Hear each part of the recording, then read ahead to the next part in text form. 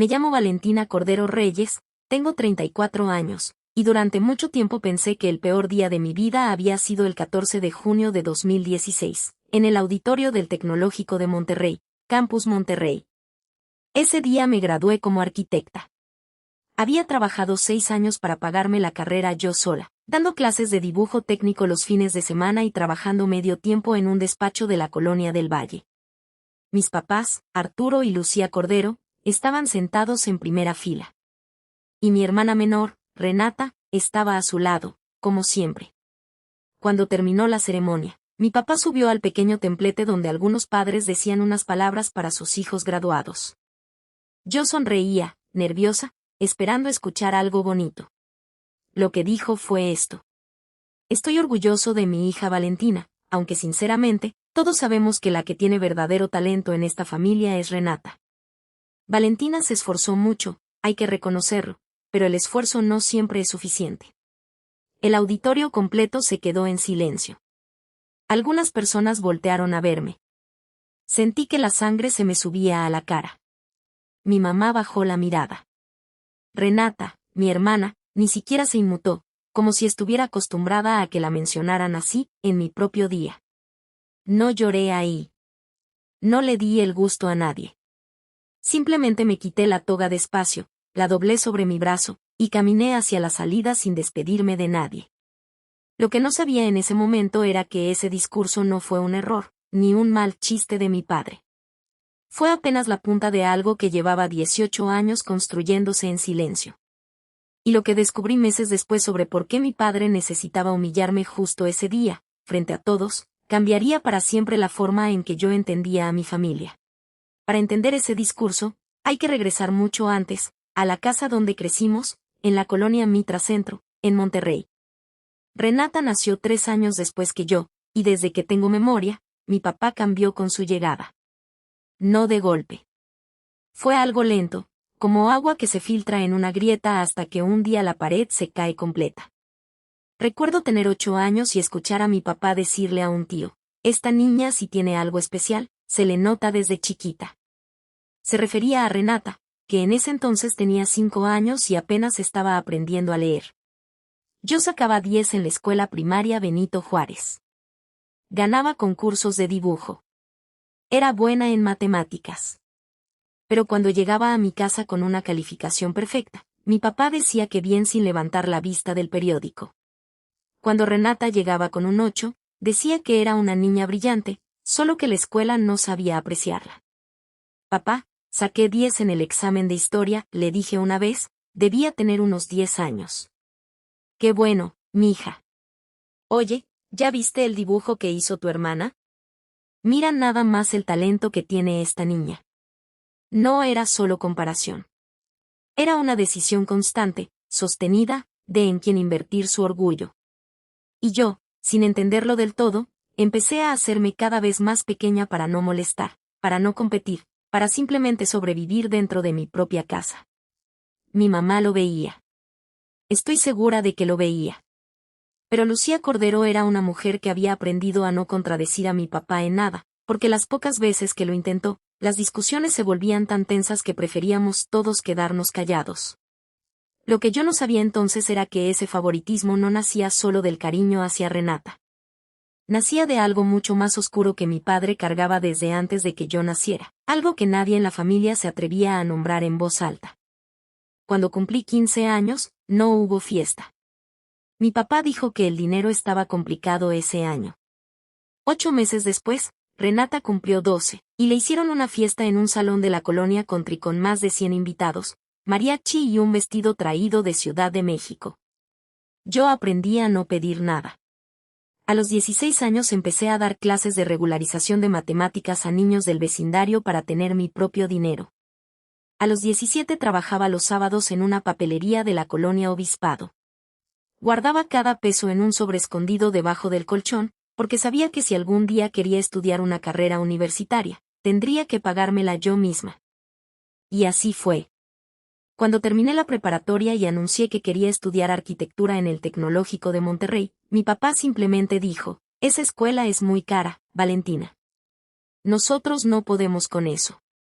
Nunca dijo que no podían con los gastos de Renata, que para entonces ya tomaba clases particulares de piano, de inglés y de natación, todo pagado sin que nadie lo cuestionara. Trabajé, pedí una beca parcial, y complementé lo que faltaba con préstamos que después pasé años pagando. Estudié de noche, trabajé de día. Hubo semestres en los que dormía 4 horas. Recuerdo llamarle a mi mamá llorando de cansancio una madrugada, y ella solo me dijo, aguanta, mija, ya casi terminas. Nadie de mi familia fue jamás a ver mis exposiciones de proyectos. Ni una sola vez. Mientras tanto, cuando Renata decidió, a los 20 años, estudiar diseño de modas en una escuela privada sin siquiera terminar el primer semestre, mi papá pagó religiosamente cada colegiatura, sin quejarse jamás. Yo pensaba que algún día, cuando terminara mi carrera, cuando lograra algo con mis propias manos, eso sería suficiente para que mi papá me viera diferente. Me equivoqué. Y lo que pasó después de mi graduación, cuando pensé que ya no había manera de que me lastimaran más, demostró que apenas estaba empezando a entender de lo que mi familia era capaz.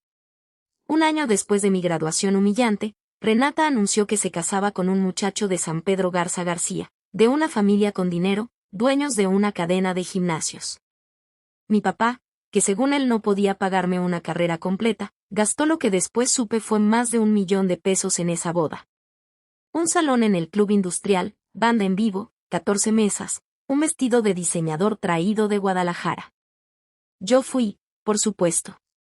Fui la dama de honor, sonreí en las fotos, ayudé a organizar todo porque, aunque me dolía, seguía siendo mi hermana y yo no quería ser la persona amargada de la familia. Durante la fiesta, mi papá dio otro discurso. Esta vez habló casi 10 minutos sobre lo orgulloso que estaba de Renata, sobre cómo siempre supo que ella llegaría lejos, sobre el futuro brillante que le esperaba junto a su nuevo esposo. Al final, como quien no quiere la cosa, agregó, y por supuesto, felicito también a mi hija Valentina, que ya trabaja en su despacho de arquitectura. Eso fue todo. Una frase, casi un pie de página, en el discurso más largo que le había escuchado dar en su vida. Esa noche, ya en mi departamento, encontré una carpeta vieja que había dejado guardada en la casa de mis papás y que mi mamá me había devuelto. Adentro había recibos, papeles del banco, cosas que llevaba años sin revisar. Y ahí, entre esos papeles, encontré algo que no debía haber visto, un estado de cuenta con una transferencia grande, de hacía años, con un nombre que no reconocía y un concepto que decía apoyo mensual. No entendí de inmediato lo que significaba. Pero esa noche no pude dormir, con la sensación de que había algo debajo de toda esta historia de favoritismo que yo todavía no alcanzaba a ver completo. Pasaron 3 años. Yo había logrado, con mucho esfuerzo, abrir mi propio despacho pequeño, Cordero Arquitectura, en un local rentado en la colonia Roma de Monterrey, cerca del Parque Fundidora. Nada lujoso, pero era mío, construido sin la ayuda de nadie. Organicé una pequeña inauguración. Invité a mis papás. Quería, por última vez, que vieran lo que había logrado sola. Mi papá llegó tarde, con Renata y su esposo. Caminó por el local viendo los planos que yo había enmarcado en la pared, los proyectos que había hecho para clientes reales, la primera casa que había diseñado de principio a fin. Y entonces, frente a los pocos invitados que había ahí, incluidos 2 clientes potenciales, mi papá soltó una frase que se me quedó grabada para siempre. Está bonito el local, Valentina. Aunque, la verdad, siempre pensé que ibas a terminar trabajando para alguien más grande.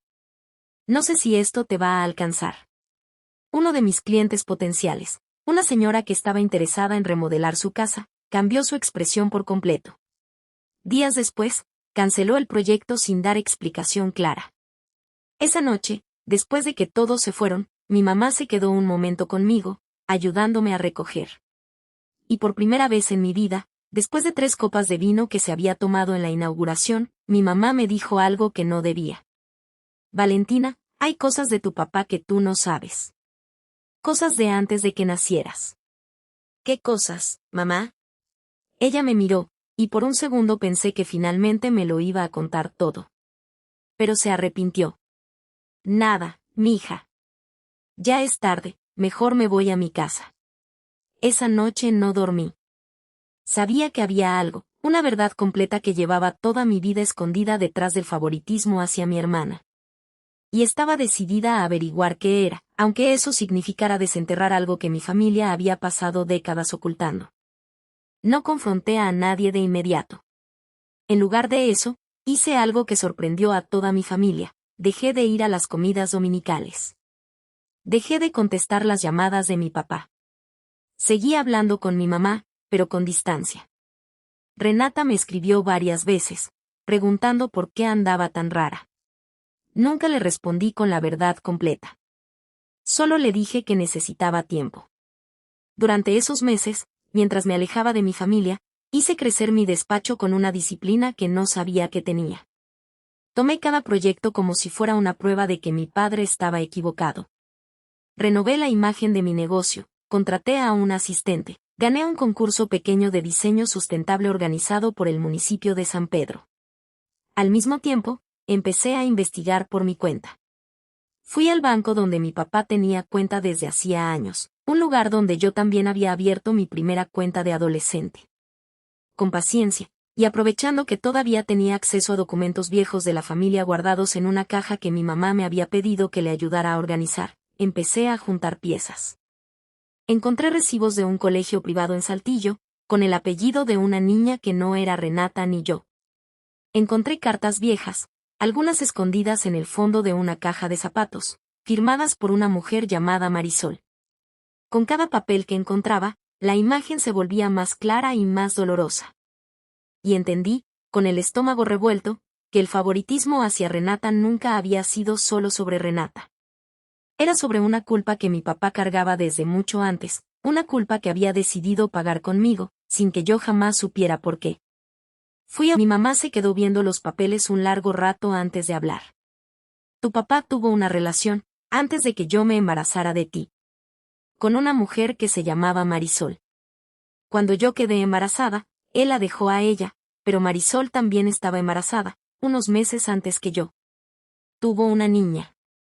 Tu papá pagó su manutención en secreto durante años, hasta que ella se cambió de ciudad.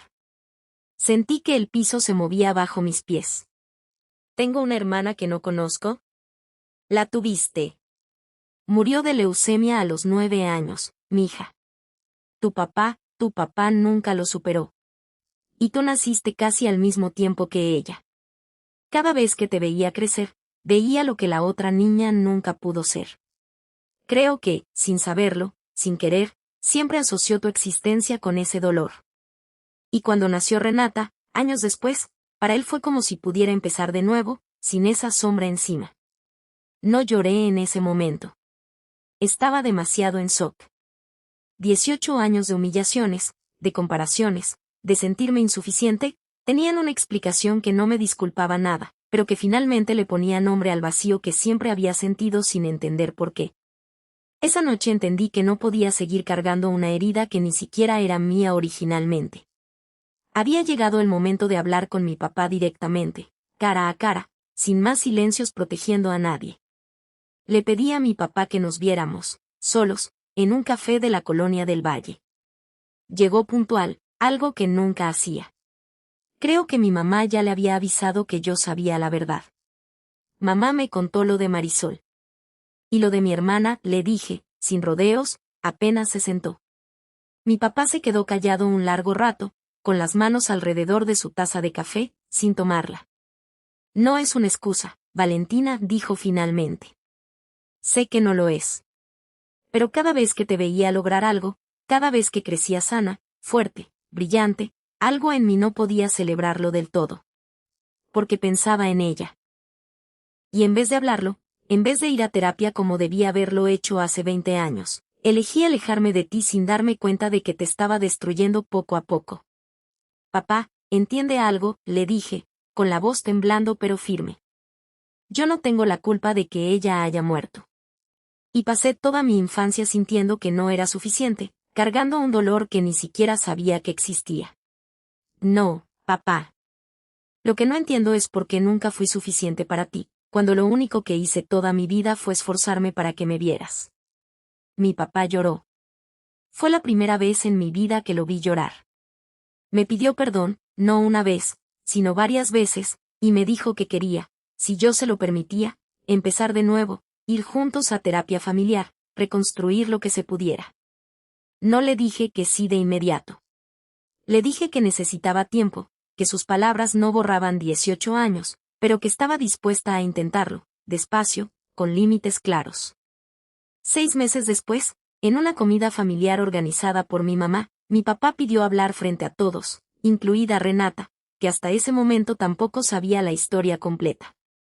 Quiero decir algo frente a toda la familia, dijo, con la voz quebrada. Durante años traté a Valentina de manera injusta, por cosas que no tenían nada que ver con ella. Le debo una disculpa pública, la misma que le negué en su graduación, cuando en lugar de celebrarla, la humillé frente a todos. Valentina, estoy profundamente orgulloso de ti. Siempre lo estuve, aunque nunca supe demostrarlo. Renata, con lágrimas en los ojos, se acercó a abrazarme después, y me dijo que ella también había cargado, sin saberlo, la presión de ser la favorita, algo que tampoco le había hecho bien. Hoy, mi despacho de arquitectura tiene 2 empleados y ha diseñado más de 40 proyectos en Monterrey y San Pedro Garza García. Mi relación con mi papá sigue en reconstrucción, con terapia, con conversaciones difíciles, pero honestas. Aprendí que la justicia no siempre llega en forma de venganza. A veces llega en forma de verdad, de una disculpa que se tarda 18 años en llegar, pero que finalmente llega. Y aprendí, sobre todo, que uno puede pasar toda una vida sintiéndose insuficiente por una herida que ni siquiera es propia, hasta que decide, con valentía, ir a buscar la verdad completa.